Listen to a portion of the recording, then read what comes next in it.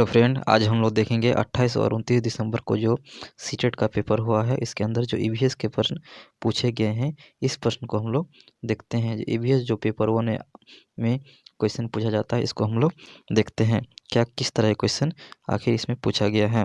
तो देखते हैं, निफेथियंस नामक जो पौधा है, निफेथियंस नामक जो एक पौधा है जो चूहों, मेढकों और कीड़े मकोड़े और छोटे जीव का शिकार करते हैं।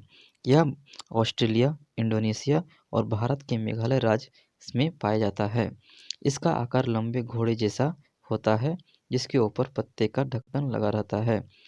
घड़े से खुशबू निकलती है और जिससे कीड़े चले जाते हैं। ये अपनी खुशबू के जरिए दूसरे कीड़े मकोड़े, मेढकों को और चूहों को आकर्षित करता है। देखते हैं रेशम का कीड़ा। रेशम का कीड़ा अपनी मादा को उसकी गंध से कई किलोमीटर दूर तक से ही पहचान लेते हैं। सड़कों पर भी कुत्ते की जगह बटी होती है।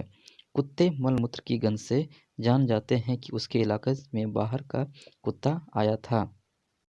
रात में जगने वाले जानवर को हर चीज़ सफ़ेद और काले ही नज़र आते हैं। रात में जगने वाले जानवर को हर चीज़ सफ़ेद और काले ही नज़र आते हैं। हाथी के बारे में एक क्वेश्चन रहता है। हाथी अपने झुंड में रहता है। हाथियों के झुंड में केवल हथिनियाँ और बच्चे ही होते हैं। झुंड की सबसे बुजुर्ग जो हथिनी होती है, झुंड की नेता होती है। एक झुंड में 10 से 12 हथिनियाँ और बच्चे होते हैं। हाथी 14 से 15 साल तक ही झुंड में रहते हैं, फिर झुंड छोड़कर अकेले रहते हैं। जमीन से चलते समय चींटियाँ कुछ ऐसी छोड़ती हैं जिससे सूंघकर पीछे आने वाली चींटियों को रास्ता मिल जाता है। पक्षी अपना गर्दन बहुत ज़्यादा घुमाते हैं क्योंकि उसकी आँखों की पुतली घूम नहीं सकती है। ज़्यादातर पक्षियों की आँखें उनके सिर के दोनों तरफ होती है। पक्षी दो अलग-अलग चीज़ों में एक साथ नज़र डाल लेते हैं। जब पक्षी सामने देखते हैं तो इसकी दोनों आँखें एक ही चीज़ पर होती है। चील, बाज और गिद्ध में हमसे 4 गुना ज़्यादा देख पाते हैं। जो चील है, बाज और गिद्ध जो है हमसे 4 गुना ज़्यादा दूर से देख पाते हैं। मछलियाँ खतरे की चेतावनी एक दूसरे को बिजली तरंगों से देती है। मछली खतरे की चेतावनी एक दूसरे को किससे देती है? तो बिजली तरंगों से देती है। पक्षी अलग-अलग खतरों के लिए अलग-अलग आवाज़ निकालती है। पक्षी अलग-अलग खतरों के लिए अलग-अलग आवाज़ निकालती है। उत्तराखंड में जिम कॉर्बेट नेशनल पार्क है। तो जिम कॉर्बेट नेशनल पार्क कहाँ है? तो यह है उत्तराखंड में। राजस्थान के भरतपुर ज़िले में घाना है। राजस्थान के भरतपुर ज़िले में घाना है। देश में 4 तरह के ही जहरीले साँप पाए जाते हैं। पहला है नाग, दूसरा है करेत, तीसरा है दुवैया और चौथा है अफाई। साँप के कटने से 2 खोखले जहर वाले दाँत से व्यक्ति के शरीर में जहर चला जाता है। साँप के जहर को खत्म करने की दवाई सीरम दी जाती है। सीरम साँप के जहर से ही बनाया जाता है। साँप के जहर से जो दवाई बनता है वो साँप के जहर से ही बनाया जाता है। मृत सागर दुनिया का सबसे नमकीन सागर है। मृत सागर दुनिया का सबसे नमकीन सागर है।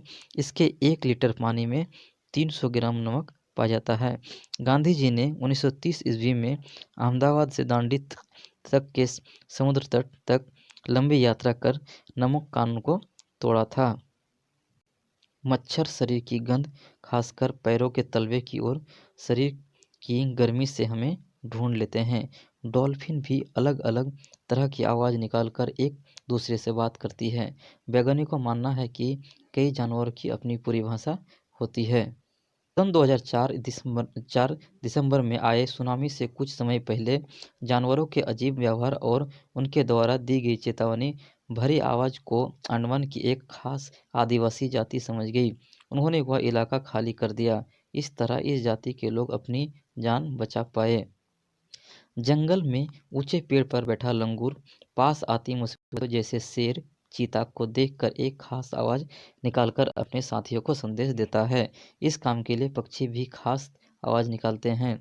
कुछ पक्षी अलग-अलग खतरों के लिए अलग-अलग आवाज़ निकालते हैं। उड़कर आने वाले दुश्मन के लिए एक तरह की आवाज़ और ज़मीन से चलकर आने वाले दुश्मन के लिए अलग तरह की आवाज़ निकालते हैं। पश्मीना शॉल लद्दाख की चमका जनगति द्वारा चंपा जनजाति द्वारा बनाई जाती है। एक पश्मीना शॉल में 6 स्वेटर के बराबर गर्मी होती है और एक साधारण पश्मीना शॉल बनाने के लिए लगभग 250 घंटे की जरूरत होती है, जो केवल हाथ से ही संभव है। पश्मीना शॉल मशीन के द्वारा नहीं बनाई जाती है। तो दोस्तों, जैसे हम लोगों ने देखना कि 28 और 29 दिसंबर में किस तरह के ईवीएस के प्रश्न पूछे जाते हैं, हम लोग इस सीरीज को कंप्लीट करेंगे। अगर हम ये वीडियो आप लोगों को अगर हेल्पफुल लगता है तो आप मेरे चैनल को सब्सक्राइब कीजिए, लाइक कीजिए और बेल आइकन को दबाते रहिए, ताकि हम हर जो सीटेट का एग्ज़ाम होगा उसके हर एक क्वेश्चन को आप तक पहुंचा सके और आपको सही से इसका एक्सप्लेनेशन भी दे सके और आप इससे फ़ायदा उठा सके। Thank you.